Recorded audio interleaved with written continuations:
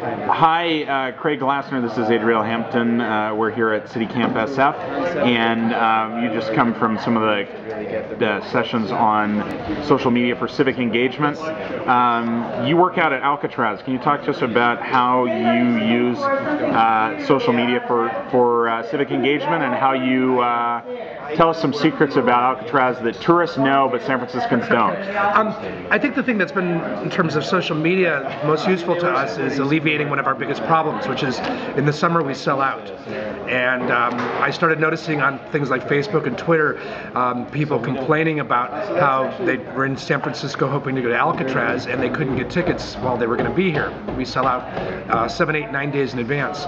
So one of the things that I think has been most useful for us in that case is looking for people on Facebook and Twitter mentioning that they're coming to visit San Francisco, and then intervening in advance, letting them know if you want to come to Alcatraz, you need to contact the website for tickets now rather than wait until you get to the city. Because again, the only complaint we've ever seen online about Alcatraz, other than the smell of the birds during the bird nesting season, has been the lack of availability of tickets. So trying to use it to educate people in advance of their visit has been very useful. Also, just getting people more aware of the real history of the island. Most people only know Alcatraz through the movies, and are surprised to find out that in a way there was no Birdman of Alcatraz, that was at Leavenworth and he was a sociopath.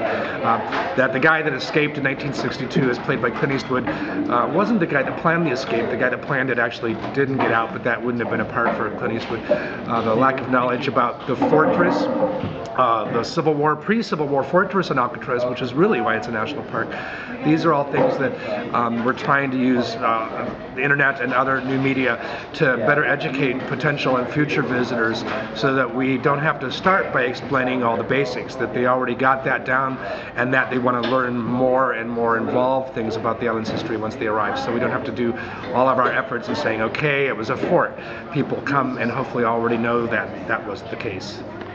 And you also mentioned, we were having a discussion about using location-based apps for promoting public spaces and public art. You mentioned a use, say somebody's visiting the Golden Gate Bridge. How might a location-based app be? Yeah, I worked out at Fort Point for a while, and I found out very few people came to Fort Point. People were trying to get to the Golden Gate Bridge and then stumbled on Fort Point and needed help getting up to the bridge. I think as a user of tools like Gowalla and stuff like that, I think the idea of checking into a place and finding out what else is in the area, it might be geologic features, it might be bird nesting activity, it might be statues, it might be public art. The idea that if I check in at one, it shows that I'm interested in that. So if I check in at a Fort Point, well, what other Civil War era fortifications still exist?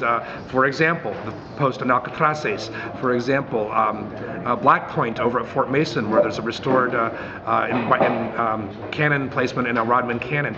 You know, these are things you're not going to find in the tour books. These are things that you won't even find in our guidebooks all that often.